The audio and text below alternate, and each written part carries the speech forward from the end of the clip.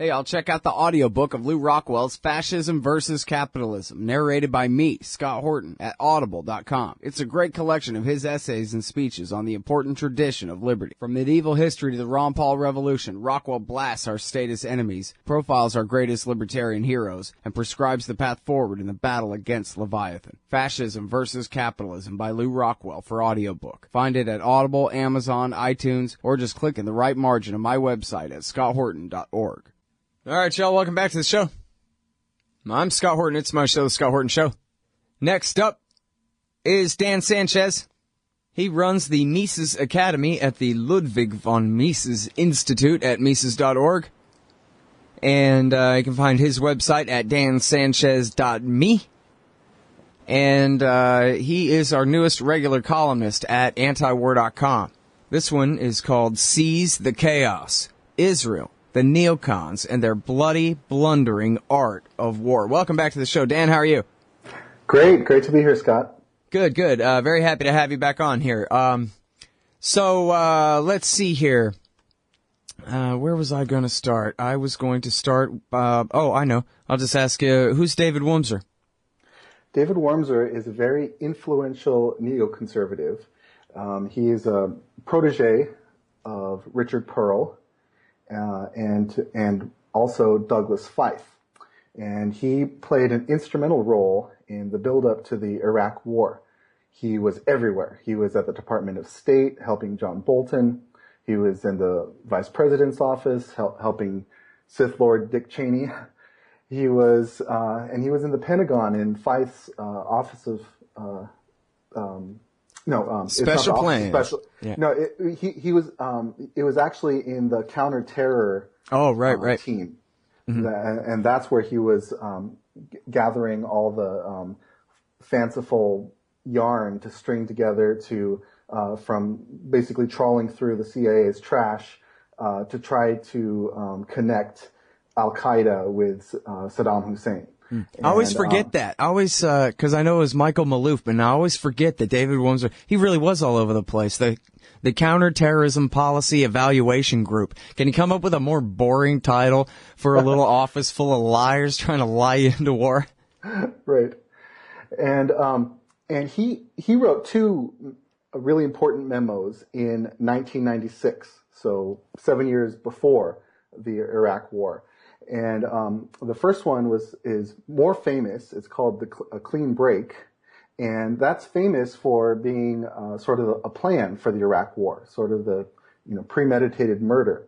And in Clean Break, basically he's making it's a memo to Israel, to Netanyahu, who was starting his first premiership at the time, for a new strategy. A clean break from the past he wanted to make. And so he had no use for the comprehensive peace plans, that they were trying to do before. That he wanted instead a balance of power strategy. So instead of trying to make peace with all of their neighbors, he just wanted to have a pragmatic peace with just some of the neighbors for the purpose of overthrowing and rolling back other neighbors. So just hostility and antagonism to the other neighbors. So at the time, the allies of choice were Turkey and Jordan, and he wanted to use them to attack basically Iraq, Syria, Iran, and Hezbollah. And the first step that he wanted to take was regime change in Iraq. And what's interesting is that was only a means to an end. That the chief benefit of overthrowing Iraq for Wurmser was to what he said, weakening, containing, and even rolling back Syria. So, like Pat Buchanan said, that the road to Damascus ran through Baghdad. And what's interesting is that the road through Damascus was just a pit stop on the way to Beirut, because he said that in A Clean Break that the main reason to roll back Syria is because Syria challenges Israel on Lebanese soil. And so that's something that a lot of people don't realize, is that Lebanon was sort of the main objective for a lot of the neocons. All right. So, and now both of these articles, by the way, are available at my website, A Clean Break, and the second one here, the companion piece, Coping with Crumbling States. And both Dan Sanchez's articles are available at antiwar.com. The first one is called Clean Break to Dirty Wars, and that's from June 30th. Clean Break to Dirty Wars. And then the latest, again, is Seize the Chaos. And this is more about, and you guys hear me from time to time using the phrase, expedite the chaotic collapse, because that's what Wurmser said. What we want to do in Syria is expedite the chaotic collapse. But as you point out here, Syria was not chaotically collapsing. It had to be collapsed from the outside. Yeah, and the same thing with Iraq. Iraq was, he in Coping with Crumbling States, he thought that both Iraq and Syria were collapsing because of their adoption of Baathism, and more generally, secular Arab nationalism. He said that due to the inherent failings of Arab nationalism, that Baathist states would only fluctuate between repression and anarchy. And so it would start with tyranny, but then it would always eventually collapse. And so he thought that Iraq was on the verge of collapsing, especially after the Gulf War. And he compared it to the situation in World War I. At the time, the Ottoman Empire was known as the sick man of Europe. And no one had any doubt that the Ottoman Empire was going to fall. The only question was who was going to get to despoil the corpse. And so Wurmser thought that the Iraq was the sick man of the Middle East, basically. He didn't use that term, but that's what he thought. And he thought that Iraq was either going to become dominated by Jordan, which was a Hashemite monarchy, or Baathist Syria. And he wanted it to go to Jordan because basically Jordan is a bought and paid for Western client, dependent on hundreds of millions of dollars from the United States every year. And so he wanted regime change in Iraq, and specifically he wanted to put one of the king of Jordan's relatives on the throne as a king of Iraq. He called it the Hashemite option because the royal house of Jordan they're called the Hashemites. Mm-hmm. And so he thought that if Jordan were to hold sway over Iraq, that they would be able to, that there would still be a chaotic collapse, but this would expedite it, and Jordan would help manage the chaotic collapse. And then there would be an axis of Iraq would join Turkey and Jordan and the West and Israel, and they would isolate Syria. So that was the end game for Syria, and that would help hasten Syria's own collapse, which again he thought was inevitable, or he claimed was inevitable because of Arab nationalism. But this would expedite that chaotic collapse, like you say. And now, what's funny here is, and I had forgotten this. Honestly, it's been, I guess, way too many years since I read the second one, Coping with Crumbling States, that you say he mentions Ahmed Chalabi in there. 1996, he says, "Don't worry, my buddy Chalabi tells me that the Shia of Iraq, who will, once we get rid of Saddam, who will inherit the country, they'll just love to bow down and be told what to do by a Hashemite king, or at least by him. That was their compromise. We'll have Chalabi instead of a king." And that was clearly, obviously, the neocon plan all the way up through the beginning of the war, was to put Chalabi in there. And then he'll be completely pro-Jordan, and then, well, I guess now we gotta go to the break. When we get back, we'll find out in David Wurmser's ridiculous daydream here what was supposed to happen to Iran once America got rid of his worst enemy, their worst enemy, Saddam Hussein, and the Baathists in Iraq. It's Dan Sanchez from antiwar.com. The article today is Seize the Chaos. We'll be right back. Hey, all Sky here. First, I want to take a second to thank all the show's listeners, sponsors, and supporters for helping make the show what it is. I literally couldn't do it without you. And now I want to tell you about the newest way to help support the show. Whenever you shop at Amazon.com, stop by ScottHorton.org first, and just click the Amazon logo on the right side of the page. That way the show will get a kickback from Amazon's end of the sale. It won't cost you an extra cent. And it's not just books. Amazon.com sells just about everything in the world, except cars, I think. So whatever you need, they've got it. Just click the Amazon logo on the right side of the page at ScottHorton.org or go to ScottHorton.org/Amazon. Don't you get sick of the Israel lobby trying to get us into more wars in the Middle East? Or always abusing Palestinians with your tax dollars? It once seemed like the lobby would always have full-spectrum dominance on the foreign policy discussion in D.C. But those days are over. The Council for the National Interest is the America lobby, standing up and pushing back against the Israel lobby's undue influence on Capitol Hill. Go show some support at councilforthenationalinterest.org. That's councilforthenationalinterest.org. All right, you guys. Welcome back to the show. I'm Scott Horton. I'm talking with Dan Sanchez from antiwar.com and Mises.org. This one is called Seize the Chaos, and it's about the neocons' plans, a clean break, and coping with crumbling states. David Wurmser, and then, of course, a clean break is also co-signed. I forget if coping is, but clean break is co-signed by Richard Pearl and Douglas Feith and other prominent neocons, the guys that ended up founding the Project for a New American Century. And, of course, they sold the thing as though Iraq is going to be such a democratic paradise under Chalabi and pro-Chalabi Shiite control that it's going to, we won't even need to attack Iran because it's going to make the Iranian people so jealous of all the freedom in Iraq, they're going to overthrow the government and make themselves a pro-American democracy themselves. And if that doesn't work, we'll bomb them and we'll go ahead and take the war to them. But they really didn't imagine, these neocons, I don't think, and especially from reading your piece, they couldn't have imagined, even though it was the most obvious thing in the world, that the Iranians would be the ones inheriting the power in Iraq. No wonder George Bush couldn't start the war against Iran. He found himself immediately surrounded by and fighting for the most Iran-loyal factions among Shiite power in the Supreme Islamic Council and the Dawa Party. He had no choice but to do their bidding, or, because his guys were completely surrounded by their guys. They were the majority who stood by and allowed the invasion from Kuwait because they wanted to see Saddam gone so that they could inherit the power for themselves. So, boy, did Chalabi lure these pro-Israel neocons right into a trap, it sounds like, Dan.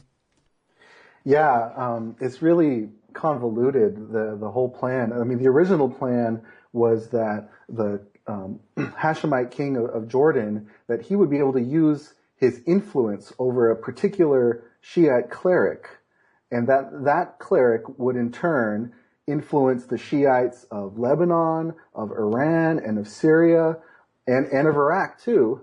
And the first three, to have them overthrow Assad, overthrow the Islamic Republic, and kick out Hezbollah. He actually thought that, and but then of course, what my theory is that by the time the Iraq War came around, the Hashemite option of installing a royal despot just wasn't going to fly, because it's one thing to make that happen from behind the scenes, but installing a king at the end of a high-profile American war, that just wasn't going to fly. And so what I see Chalabi as representing is a sort of a democratic Hashemite option, because Wurmser called Chalabi a Hashemite confidant, and so they thought that he would bring Iraq close to Jordan, and would give them all sorts of goodies, would build a pipeline from Mosul to Haifa, from the oil fields of Iraq to a refinery and a port in Israel. Just is completely ridiculous. And as it turned out, he was just as much an agent of Iran as he was a Hashemite confidant. Well, and of course, we saw the beginning of the redirection in 2005. Zalmay Khalilzad was the first one to say, no, we need to redirect back to the Sunnis. And they put that off for a couple of years. They had to at least get Saddam lynched and buried first. And then they turned around and they backed the awakening. And then you bring up here the redirection, the article by Hirsch, which I'd ask you to explain that. And then, as you say here, they really doubled down on that same policy after the Arab Spring broke out. Basically, oops, we gave 2/3 of Iraq to Iran, so now let's take out all the rest of Iran's allies as our consolation prize for our massive own goal here. Yeah, if it wasn't such a bloody tragedy, it would be hilarious how, to the extent that Wurmser's plans backfired, because he envisioned that Iraq would join a pro-Israel alliance, including Turkey and the West and Jordan, and it ended up being what they call a Shiite crescent, where Iraq was closer than ever to exactly the people that they wanted to isolate, was closer than ever to Iran. And so they thought that it was part of a Shiite crescent extending from Iran through Baghdad, through into Syria, because Assad is technically a Shiite, even though he's very secular, and into Hezbollah's turf in Lebanon. And so that what the redirection was about was trying to undermine and counter that menacing Shiite crescent. And so they found allies in Saudi Arabia and other Gulf states, and still including Turkey and Jordan. And so they did expand the axis, but by including these Gulf states, and they had their own reasons for hating the Shiite crescent, that because they're the Sunni Wahhabis of Saudi Arabia, they have a lot more in common with ISIS and Al Qaeda than they do with Iran and Syria. And so they became allies of convenience, and the United States helped orchestrate this redirection of policy of actually funding mujahideen, extremist Salafist mujahideen in Lebanon and Syria and Iran to try to undermine these regimes. Even though it was Salafists, it was jihadists just like them who knocked down the Twin Towers. That the whole reason why we're over in the Middle East in the first place is because of 9/11. But as early as 2007, the redirection was underway, and they were supporting mujahideen. And then, like you say, in the Arab Spring, then the redirection went into overdrive, and they started backing jihadists in Libya and backing jihadists in Syria, trying as hard as they could through really supporting the insurgency to overthrow Assad, even though, as they recognized, as was revealed in a DIA report, that the DIA, the American government, fully realized that doing so could result in a Salafist principality, they called it, basically what became ISIS. They foresaw that something like this could happen. And sure enough, just by 2014, just last year, ISIS took over all northwestern Iraq, and then Al Qaeda is taking over much of Syria, Syrian Al Qaeda, which is Al Nusra Front, and ISIS is taking over much of Syria, and they're still doing the same policy. They're still pursuing the redirection, funding these Islamists. And what's fascinating about Wurmser's piece is that it reveals the logic behind that. That Wurmser, even back in 1996, he addressed the whole issue of Islamic fundamentalists versus Baathists like Assad and like Saddam Hussein and Gaddafi in Libya. And he just flat out rejected any kind of even a temporary detente with the Baathists and the Arab nationalists, just for the sake of rolling or as a bulwark against the fundamentalist tide. He rejected that. He wanted first priority to be Arab nationalism, and fundamentalism that can be dealt with later. And so you would have think that, okay, that was 96. Well, the logic, the calculation must have changed, at least for America, after 9/11, but it didn't. It certainly didn't for Israel. And so I have these quotes. One of the quotes that you play a lot in your show, which is just key, Michael Oren, where he makes it crystal clear that Wurmser's priorities, that number one enemy is Arab nationalism. Well, here, let me go ahead and play it here. If we have to choose the lesser of evils here, the lesser evil is the Sunnis over the Shiites. It's an evil, believe me, it's a terrible evil. Again, they've just taken out 1,700 former Iraqi soldiers and shot them in a field. But who are they fighting against? They're fighting against the proxy with Iran that's complicit in the murder of 160,000 people in Syria. You can just, do the math. And again, one side is armed with suicide bombers and rockets. The other side has access to military nuclear capabilities. So from Israel's perspective, if someone's got, if there's got to be an evil that's going to prevail, let the Sunni evil prevail. All right, again, that's Michael Oren, the former ambassador, Israel's former ambassador to the United States there. And we're going over time anyway, so I thought I'd go ahead and play the clip as long as you're going to mention it. Sure, yeah, and now he's a member of parliament. And what's amazing about that clip is that, like you mentioned before, that when he talks about the Sunni evil, he calls, when he references a specific mass execution that ISIS did. So he was specifically referring to ISIS when he was saying, let the Sunni evil prevail. He was saying, let ISIS prevail.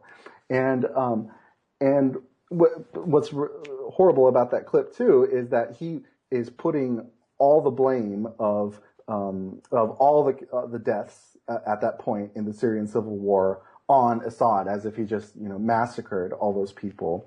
But in reality, a huge, I think I even read over half of the deaths are Syrian military deaths fighting these Islamist-led insurgency. And then another big portion of it are the Islamists itself. And so it's only a particular portion of that Assad has killed civilians, don't get me wrong, and that's totally evil. But, he's completely distorting the record there to try to make Assad look like, like an absolute demon, and make him seem much worse than ISIS and Al-Qaeda. And he makes it sound like Iran is sitting on a pile of atom bombs and is giving them out to Syria and to Hezbollah. Right. And like you and Gareth Porter have covered that, that's just nonsense. That's just all fabricated nonsense. So, okay, now, there's Michael Oren. That's explaining the Israeli position there, and you linked to this Jerusalem Post article as well, where he says, hey, from the very beginning, we wanted Assad gone.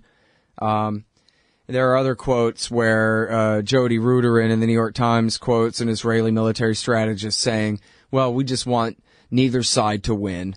Like Kissinger said about the Iran-Iraq war, make sure both sides lose and just keep them hemorrhaging to death, I think was the way that they put it there. But, didn't of course, it's the civilians doing most of the hemorrhaging. Right. And then wasn't there a famous quote, some Israeli official said, let them both bleed or something like that? Yeah, that's the one. Yeah, from the New York Times. Yeah, let them hemorrhage to death. Actually, was even a more accurate way that he put it there. And so now, I think that it is very important to note, as you did there. I want to go back to what you said about how Wurmser says, more or less, yeah, but what about Al Qaeda? Well, never mind that. The Baathists are worse. We got to get rid of them. And then, as you say, even after all the attacks of the 1990s, and September 11th, and the beginning of the war, and the overthrow of Iraq, and the destruction, the absolute catastrophe from the neocons' point of view, too, of giving 2/3 of Iraq over to the Iranians. And now, I guess it makes more sense that, since the Baathists in Syria are actually, it's a minority rule dictatorship like in Iraq, but this time they're backed by the Shiites. and the fighters are among the Sunni majority who are trying to overthrow them. So, as Obama told Goldberg, that's right, Jeffrey Goldberg, this would be a great way to take Iran down a peg. He didn't mention, they're often way too polite to include Iraq in the Shiite crescent. He didn't mention that, as a consolation prize for the disastrous policy of the last decade, which you lied us into, Jeffrey. But anyway, he said, that's right, Jeffrey. If we got rid of Assad, that would be a great way to help diminish Iranian power in the region, and obviously, meaning in support for Hezbollah and all the rest of it. So even Obama, is on the record in the Atlantic explaining that this is basically the policy. And then I have to admit, I first saw these quotes in your article before I read the New York Times thing. So I already knew what was in there. And then I read the New York Times article, Dan. And the New York Times article is, as Syria reels, Israel looks to expand settlements in the Golan Heights. And again, this is by Jody Ruderin as well. And, man, there's some shocking quotes in here. I'm actually pretty surprised at some of the stuff that they included in this article to explain to us New York Times readers, us poor pitiful souls. This is, it's pretty bad. Even after I already knew what was in there, I was still kind of shocked, reading this article. So, and this takes us back to, Michael Oren, the former ambassador whose audio we just played here. Explain, please. Michael Oren really said, Wurmser would have been, so happy, or would be so happy to hear this, saying that, well, the Golan Heights, it's not like it's going to be a part of any kind of peace deal now, because, who would we have peace with? Because the thing is that, as I'm sure most of your listeners know, that Israel conquered the Golan Heights from Syria in 1967. And it's always been an issue that it's, by the international community, it's considered illegally occupied. And so that's always been put on the table by different factions as different parties as potentially part of a peace deal with Syria. And as we discussed, that Wurmser hates the comprehensive peace process, and in particular, the component of it of land for peace. He hates land for peace, even if it's land that was, illegitimately conquered. And so what has happened is that by precipitating and expediting the chaotic collapse in Syria, they've given themselves an excuse to just completely take the Golan Heights off the table because, well, you're just mired in chaos now. You're not going to be able to keep it secure, and you're not going to be able to do anything reasonable with it. And so that's what I mean by the title of "Seize the Chaos," is that they create, Israel and the neocons create this chaos, and then they seize on it as an excuse for furthering their strategic goals. And Oren, when he says that, when he makes the case for the settlements, he outright makes a Lebensraum argument, like what the Nazis used as a living space argument, saying that, well, we need places to build. And, the world doesn't want us to build on the West Bank because that's illegally occupied also. So we got to build here. And, like you say, it was so blatant, and it's really a surprise that the New York Times would actually include that.